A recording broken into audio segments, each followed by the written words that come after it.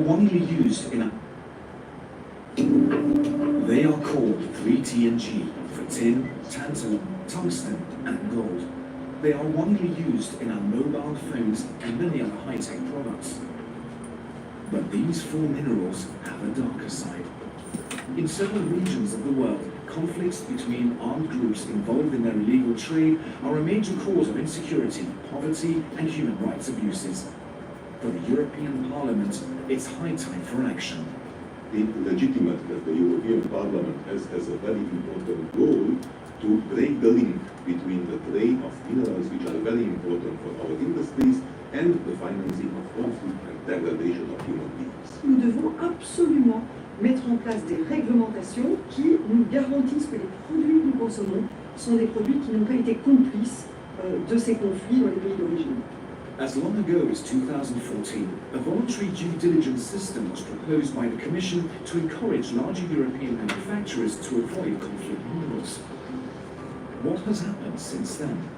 The initial proposal of the European Commission was a little bit modest, so we had to step up with this proposal. Ce qui a été obtenu, c'est que les entreprises dites du upstream, donc c'est-à-dire en amont de la chaîne, soient dans l'obligation de rentrer dans la due diligence. This means smelters and refiners, but also means importers of minerals and metals. It's the upstream that we have to address because after the origins of the minerals cannot be recognized. Notre objectif est de faire en sorte que toute la chaîne soit propre et donc d'avoir un effet d'entraînement sur ce qu'on appelle le downstream. Donc les entreprises de la fin de la chaîne, ce sont celles qui finalement vendent nos téléphones, nos tablettes et autres. Can the strategy succeed? What are the effects on the ground?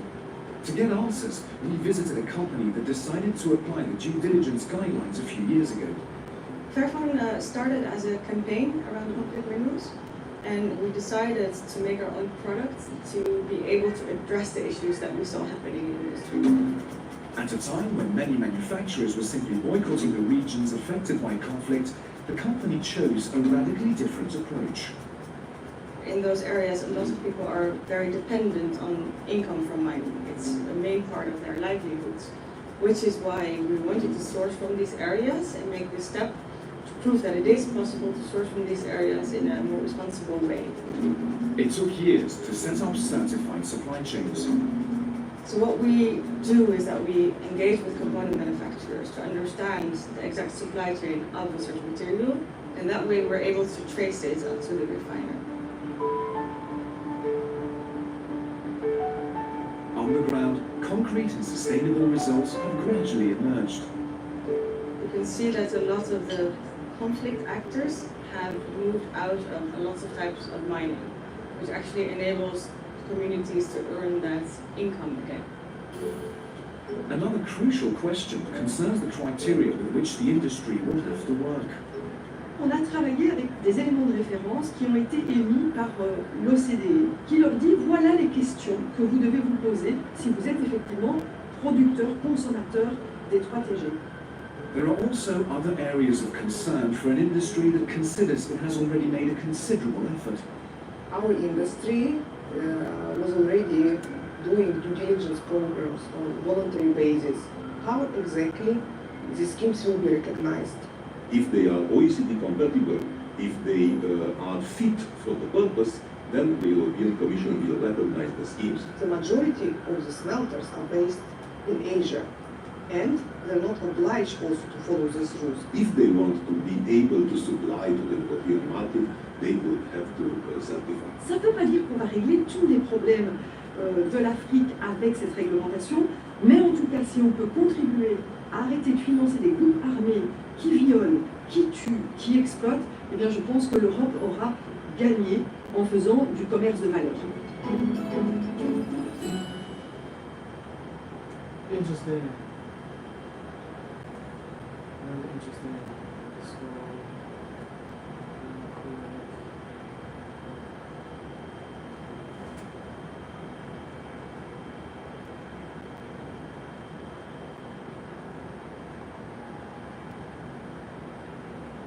So, the trade route. Without Congo, you might not be watching this video. Why? There are 4 minerals used to power all our devices: laptops, cell phones, cameras. Tungsten makes your phone vibrate. Tantalum stores electricity for its battery. Gold coats its wires.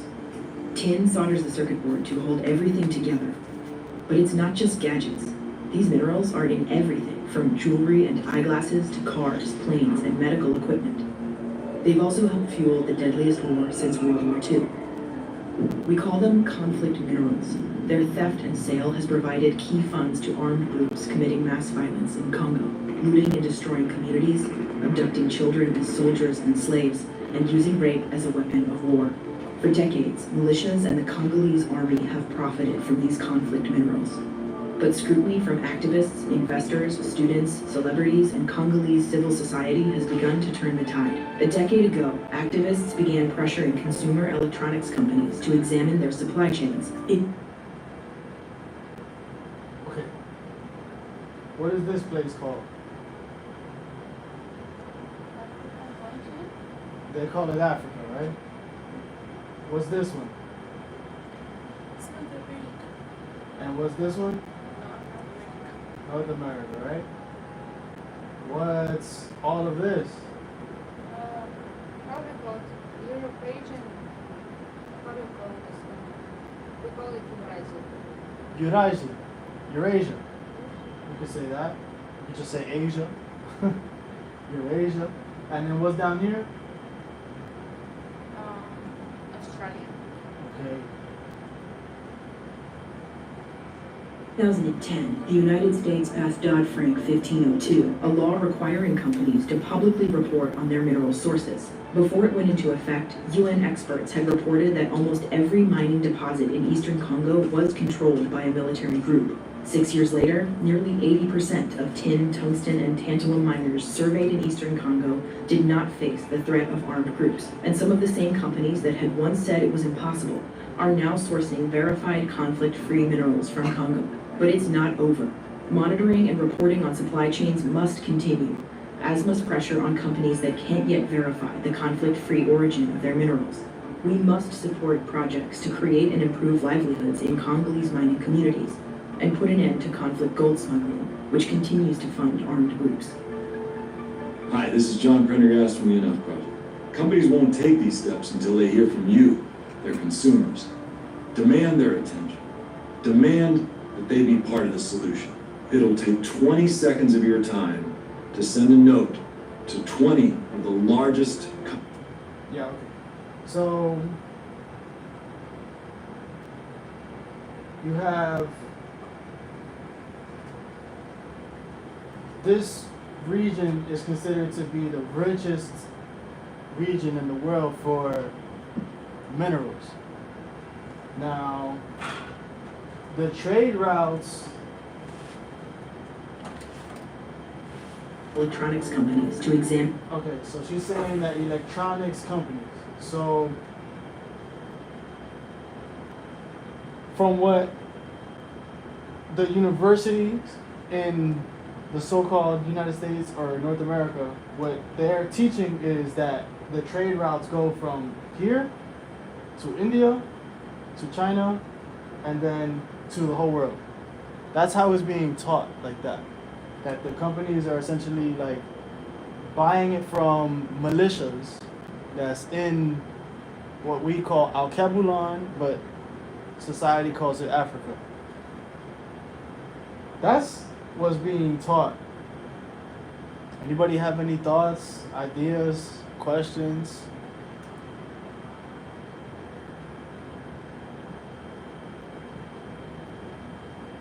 Not really? Are there like phone factories where you're from? Are there like big tech software companies where you're from?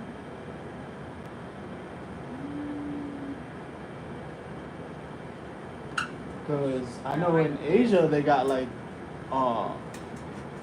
what is it, Hawaii? Huawei? There's a whole nother cell phone company like Apple called Huawei up there. Right? Mercado Libre is another big company. But for cell phone? For technology. No, you don't know?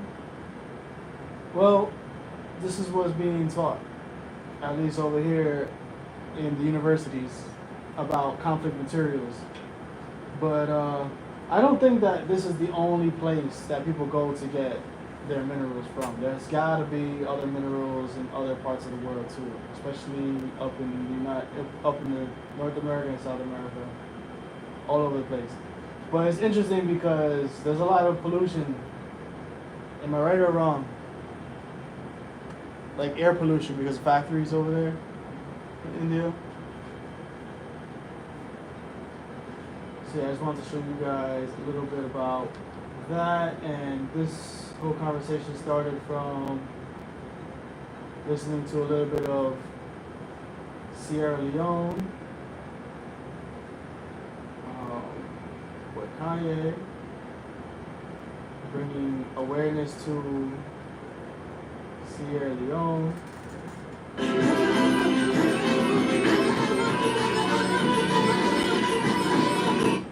But if you guys look, right, if we put Sierra Leone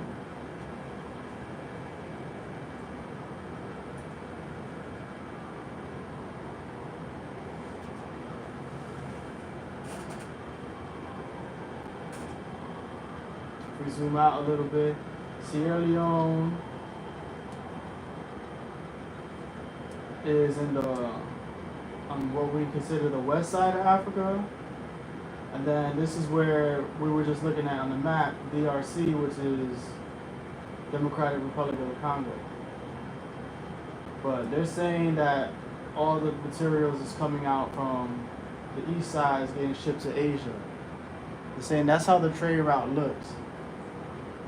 But yeah, that's conflict materials 101 for you guys. So you guys could see where we're coming from here. So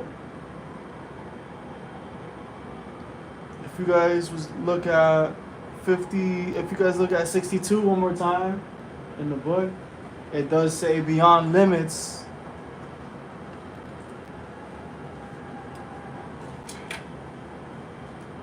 Sixty-five. 62 beyond limits.